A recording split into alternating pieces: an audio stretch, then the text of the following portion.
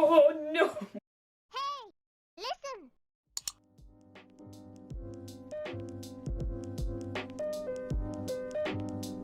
Hello, welcome back to my channel. My name is Shaq, and today I thought I would show you all the books I got for either my birthday or for Christmas. So I got a good chunk of books this year for the BIRTHMAS season. I got given a fair few books. I also bought a couple for myself. I got vouchers, I got presents from people. And just know if you're featured in this video, if your present is in this video, I am so grateful that you got me something bookish related because it really makes my heart sing. It tickles that little bit in my brain that loves books. So yeah, without further ado, thank you so much for every one of my bookish presents, any of my presents in general, and let's get to what I got this year. So I've decided to categorize these books into kind of like sections. One of them is like miscellaneous, where they didn't really fit in any of the other like bookish categories. One is like horror novels, because I got quite a lot of horror this year, and one is classics. The one I'm gonna be starting with though is more of like a well-rounded non-fiction, kind of like not bookish book present. I'm not sure how to describe it, but you'll see as we go into it. The first thing I actually bought myself with a little voucher because Waterstones were having a massive sale on hardcovers and I had a voucher to spend. I bought actually one of these books in this haul, and also this bookmark. It's a bookmark of an owl, obviously with a topple of books on his hair with glasses on, and it says, "Owl, keep your place." And if I have never seen a bookmark that just screams my name, it's this one. Like, it's this one. This is me in a bookmark. I love it so much. I couldn't resist picking it up. My sister actually got me this little book of astrology, and it is by Marianne Williamson. I'm actually really excited to read this because I'm very into astrology. If you didn't know, I have history with astrology, spirituality, tarot, crystals. I have so many crystals, all of that jazz. So when I opened this, I was so excited. I was a bit dubious whether to actually include it in this video or not, but it's still a book and I'm still excited to read it nonetheless. Next are two notebooks that I received this festive season from my partner's sister. And my partner's sister and I share a love for Taylor Swift, so she got me two Taylor Swift notebooks. The first one is one that is just kind of like plain white with the word notebook at the top, and it says "All Too Well" with the lyrics from Taylor Swift's version. And then also as you flick through the notebook, there are lyrics at the very bottom of the actual song. The second one is based on folklore, so we have a quote from Cardigan on the front with a little like music player thing. These will be absolutely perfect for video ideas or manifestation or anything I can really think to put in this. Even though I do have a lot of notebooks, they will be used, I promise. The next books in this section are actually both things I have asked for, and they are cookbooks. One is Easy Vegetarian Recipes from my mum. The second is the Vegetarian Athlete's Cookbook, which is on my Amazon wishlist from my partner. Both of these are going to come in handy because I feel as though when you have a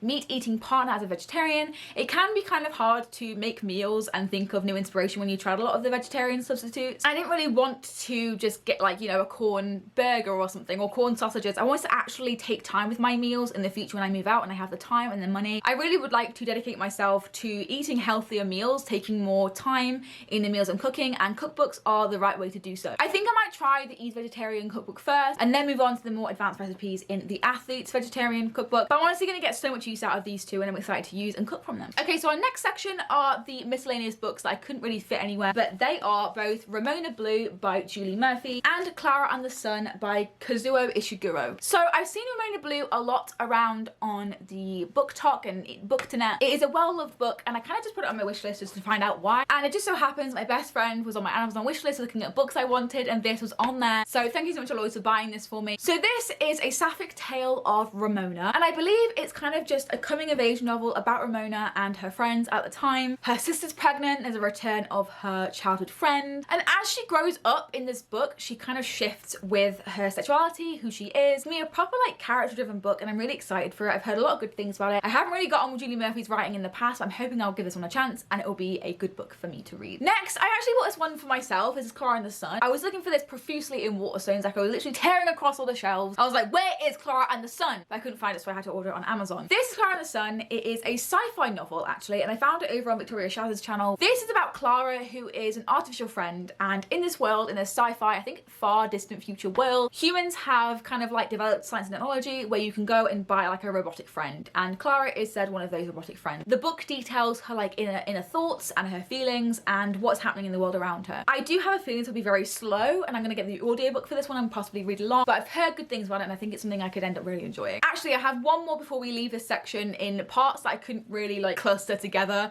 and that's a classic. I also got gifted this year We Should All Be Feminists. This was actually in one of my videos really recently, and I got this over the festive season, so I'm really happy that I've got this and actually will be reading it in January. I'll leave a link to my January TBR Jenga picking video at the top there. It was very fun to film, and this book is featured in that, so go ahead and watch that to find out more. But it's essentially like a really short series of essays on why we should all be feminists, and it just sounds like it's going to be my thing through and through, and I can't wait to read it in January. Okay, next, so we're going on to the horror books that I received this festive season. The first one is actually a sequel to a book that I have absolutely adored at the end of 2021, and that is Skullduggery Pleasant Booktube Playing with Fire by Derek Landy. I vlogged my experience of reading the first book, and I probably will vlog my experience of reading this one, so if you'd like to go and check that out, go and check down below or up in the bar. But this is basically about Stephanie, whose uncle dies, and so she inherits his writing and his property, and in doing so Stephanie realizes that the world in which her uncle writes about is actually not fiction. All these horrific creatures actually exist. Vampires, hollow men, faceless ones, magic, and also really sexy daddy men who are just made of bones. I really enjoyed the first one. I think I gave it like a 4.5 stars. I rated it actually quite highly, and it definitely has to find itself in one of my top 10 books of this year, so I'm really happy to receive the sequel as a Christmas present, and I'm really excited to read this, and it's going to be amazing. I can't wait to read the rest of the series this year. I really can't. Next, we've got a little bit of a horror classic, and that is Frankenstein by Mary Shelley. Frankenstein has always been one that I really wanted to read. I've seen the film of this, but it all starts with 19-year-old Mary Shelley writing Frankenstein. Mary Shelley is the mother of sci-fi. I just really wanted to read from her. Again, this was under Vic's recommendation, and I just really trust Vic's reading style. I don't know why. The movie was great, and I want to see how that translates into literature form. Next up, we've got It by Stephen King. This could knock someone the fuck out. A zombie apocalypse has nothing on this book. Like, you could single-handedly kill the whole world with this one book. It's over 1,000 pages. Like, am I gonna read this year? Probably not. But will I eventually? Again, probably not. This last year, in 2021, I adored Pet Sematary by Stephen King, and I really wanted to kind of like delve into his other works, and maybe It is not one to delve into straight away, but I definitely can see myself reading this either at Halloween or even the year after. I'm really happy to finally own this because I feel like it's a classic that I haven't read yet, and a lot of people are expecting to read it and my opinions on it, and I want to get more into horror, so why not start here? And the last horror book that I received this year in the festive period was actually one that I wasn't expecting to receive, and that is White Smoke by Tiffany D. Jackson. I've kind of like set myself up for like a tradition where I start the reading year with a Tiffany D. Jackson book, and I'm not doing that this year, and I really want to try and squeeze this in at some point. So maybe if I could, that would be amazing. If I had to read this at a different point in the year, that's when I eventually want to get to it, because I'm unbelievably interested in it. This is all about Marigold, who is running from ghosts. To get away from these ghosts, she moves in with a newlywed couple and moves across the state, I think, or across into a different state, gets a new job, and thinks that she's set. What Marigold didn't anticipate when moving into this new house is that it is haunted and has like a mind of its own. It has its secrets, it has its quirks, and I can definitely see this being inspired by maybe Mexican Gothic, Rebecca by Daphne du Maurier. I am just so into this. But I can really see this being one of my favourite books of this year because I've heard, again, nothing but good things about it, and I want to know what the hype is because I really love Tiffany D. Jackson, and I can't wait to read more of her stuff. Okay, the last little section of this book haul is graphic novels. I received 3 graphic novels this festive season. The first one was The Sad Ghost Club. I've actually already read this, and I bought this for myself, my Waterstones voucher, when I was in there trying to search for some good books. I found this one. I didn't really anticipate picking it up. I didn't know what it was until I picked it up. I read it, and it was enjoyable. This is basically about a very anxious and depressed person, so trigger warnings for that if you're looking in reading this series. It's about a anxious and depressed individual who gets invited to like a party. Because I read this on New Year's Eve, I kind of assumed it was a New Year's party, but I don't think that's ever explicitly mentioned. They get invited to a party and they're umming all day whether they should actually go or stay at home. Eventually, they decide to go and meet a ghost that is similar to them, and they kind of share experiences, and it's a very cute but adorable but heavy book. Although this isn't very long, it does pack a punch, and I'm really glad that I bought it for myself over the festive season. Although it's not my favourite graphic novel, I am really interested in the rest of the series and will be looking to purchase the other installments. Next, we've got 2 more installments of Paper Girls, a graphic novel series that I have been loving for a few years now. So unfortunately, I actually already own the 3rd edition of this. Fortunately, I already have this volume, so I will have to be selling it on my Depop. You can go ahead and find the link in the description if it is still available. You are more than welcome to have this. It's literally brand new with a sticker on it. Like, you can have it, I don't mind. But I did get given Paper Girls Volume 4, which I have not read, I do not own yet. And I'm really excited to get to this actually. It's going to be a very short read, and the cover looks fucking amazing. I absolutely love this series so much. Paper Girls is essentially a series about a group of teenagers who time travel from the 80s to 2016. So obviously a lot of things are different for them. There's like technology that they haven't ever encountered, language that's being used that they've never heard of before, and they're told that the world is ending and they have to save it. God knows why, they're literally children. children. But this series is kind of depicting their journey and what happens to them while they time travel and what happens like during and after, etc. It's so good. If you like Life is Strange, you probably would like this, and that is definitely true for me. And I love these volumes. I'm so excited to get them in the near future, and I'm really excited that I now own volume 4 and can devour it.